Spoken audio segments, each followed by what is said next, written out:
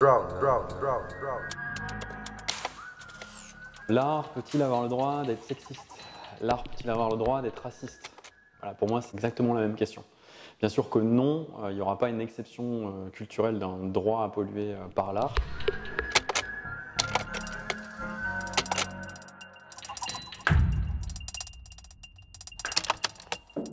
Ça dépend par rapport à qui, à quoi. Je dirais que par rapport au reste de la société, dans sa prise de conscience, le secteur n'est pas en retard, mais il n'est pas en avance non plus. Il ressemble au reste de la société dans sa prise de conscience. Il avance à peu près à la même vitesse. Dans la mise en action, je considère qu'il peut être un peu en retard par rapport à d'autres secteurs d'activité qui ont réfléchi un peu plus de façon stratégique à ces sujets-là depuis un peu plus longtemps. Donc voilà, prise de conscience, pas forcément en retard, mais mise en action, voilà, ça commence tout juste depuis la crise du coronavirus, on va dire, et du coup un peu de retard par rapport à d'autres secteurs d'activité. Et d'autres pays aussi qui ont pu se mettre en route sur ces questions-là avant nous. Le monde culturel il est très fragile face au changement à l'œuvre parce que le processus de transition écologique va générer énormément de bouleversements assez profonds dans nos modes d'organisation. Donc s'il n'y a pas d'anticipation de ces questions-là, ça va être un peu compliqué pour le secteur et ça va le mettre en tension. Puis derrière la transition écologique, il y a l'enjeu de la transition énergétique, voire de la crise énergétique, quelque chose qui est un peu exacerbé par la guerre en Ukraine en ce moment, donc ça nous permet de bien le réaliser. Et ça, le secteur culturel, en est dépendant. Il y a un gros usage des énergies fossiles dans le fonctionnement du secteur. Il n'en avait pas forcément conscience et c'est cet usage-là qui peut le mettre un petit peu en fragilité par rapport au processus de transition écologique. Le principal défi, c'est d'essayer de comprendre un petit peu quelles vont être les transformations du reste de la société, ce qui est facile pour personne, hein, parce que personne n'est Madame Irma, donc personne ne peut lire dans le futur. Par contre, on peut faire des exercices de prospective, donc c'est ne pas se tromper dans les exercices de prospective, par exemple autour du numérique.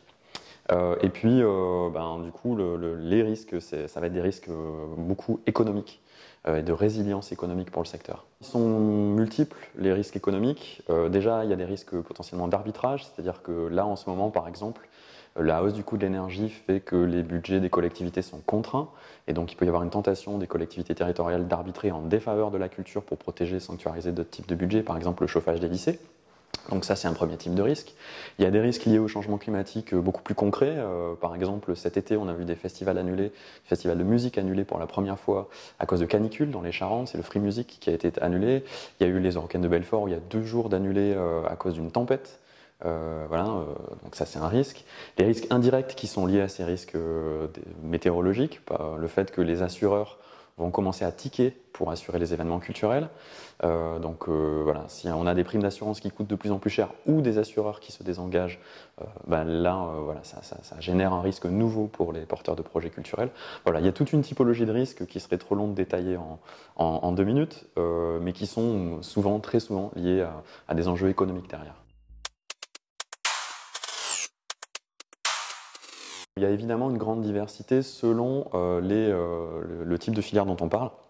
Si on parle de la mode, si on parle du cinéma, si on parle du spectacle vivant, on va avoir des effets d'impact qui peuvent être différents.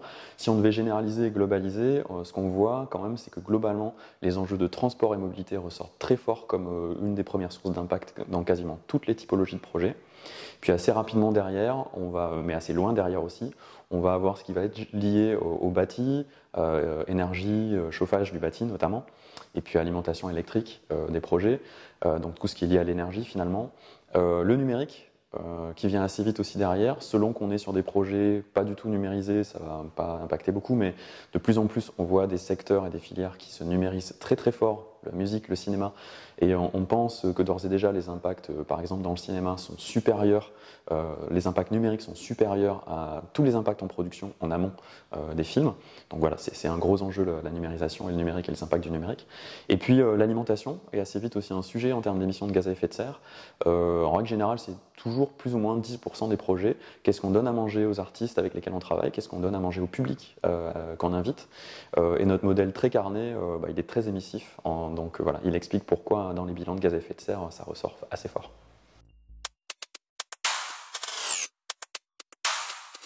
Alors, la mobilité, c'est un sujet, alors pas que pour le spectacle vivant, parce que par exemple aujourd'hui, le principal impact carbone d'une salle de cinéma, c'est à 95% la mobilité des publics. Donc voilà, c'est un enjeu, surtout quand cette mobilité carbonée commence à coûter cher, parce que l'essence coûte cher par exemple, dans des salles périurbaines qui ne sont pas du tout adaptées à de la mobilité durable. Donc c'est une vraie question en fait, hein, à quel prix vont vouloir et pouvoir venir les publics dans nos lieux de culture demain, que ce soit un musée, un cinéma ou quoi qu'est-ce. Comment faire pour réduire cette mobilité et l'impact en mobilité? Il y a deux stratégies. Soit on ne change rien, et à ce moment-là, on va être obligé d'être dans de la mesure technique et aller mettre en place des navettes, essayer de mieux communiquer sur comment venir sur le lieu en mobilité durable, essayer de travailler avec les institutions pour mettre en place des nouveaux dispositifs de mobilité durable, déployer une politique vélo, etc., etc. Soit on réfléchit plus en profondeur à la stratégie qui est liée à son projet et on essaye de travailler dans une logique qui est plutôt celle de la proximité, avec des publics de proximité, plutôt que d'essayer d'être dans des logiques de rayonnement, qui était la tendance qu'on avait ces 30 ou 40 dernières années, qui consiste à aller chercher des publics toujours plus loin, et forcément, qui dit aller chercher des publics toujours plus loin, ça rend compliqué l'exercice de la décarbonation et d'atténuation des impacts environnementaux et notamment carbone. Oui, voilà, je vais le dire frontalement, oui, la mobilité des artistes, elle est en danger pour plusieurs raisons. D'abord parce que de façon prospective, on peut anticiper un renchérissement du transport à l'international. Donc si ça coûte plus cher, ça va être compliqué de faire venir des artistes, et de plus en plus compliqué de faire venir des artistes de l'international. Et nous, en analyse prospective, on est assez persuadé que le transport longue distance va coûter de plus en plus cher.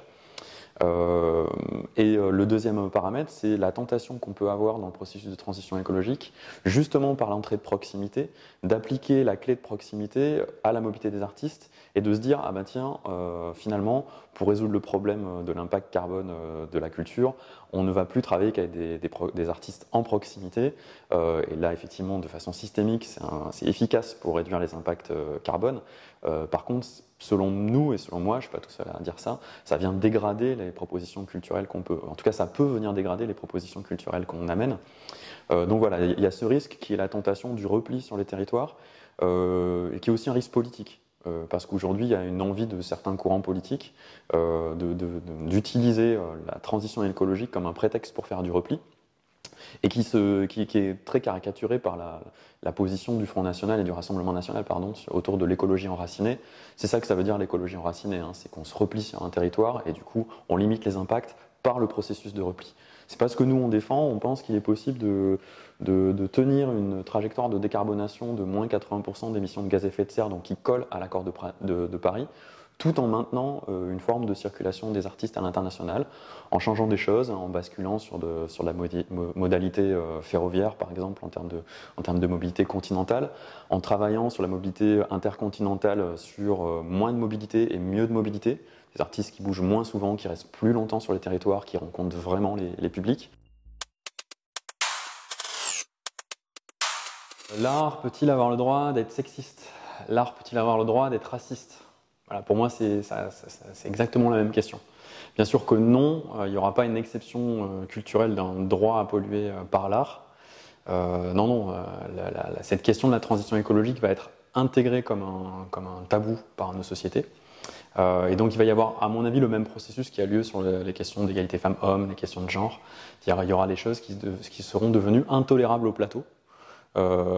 Parce que trop polluantes, parce qu'on verra bien que les processus de production ne sont pas en phase avec les enjeux qu'on peut évaluer par ailleurs dans le reste de la société. Donc non, il n'y aura pas d'exception culturelle.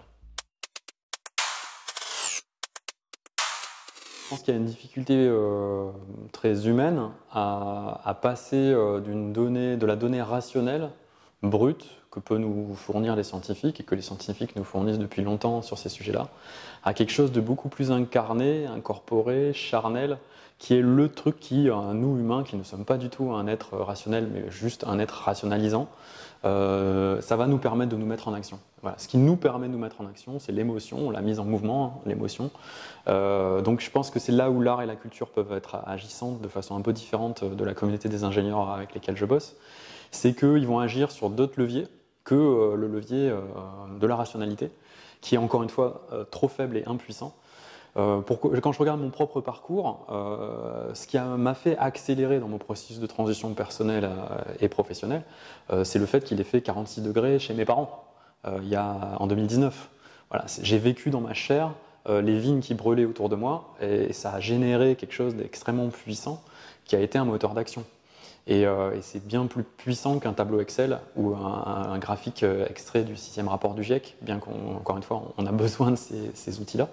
Donc voilà, les artistes, la culture, dans une approche pas forcément pédagogique d'ailleurs, hein, ils sont à mon avis là pour nous aider à travailler ces émotions, à révéler des choses autour du processus de transition écologique. Et ils sont là aussi peut-être pour déplacer nos imaginaires. Il y a peut-être un endroit aussi où les artistes et la culture peuvent agir, c'est qu'on va souffrir de nostalgie, une nostalgie qui va être liée à la perte de notre patrimoine naturel.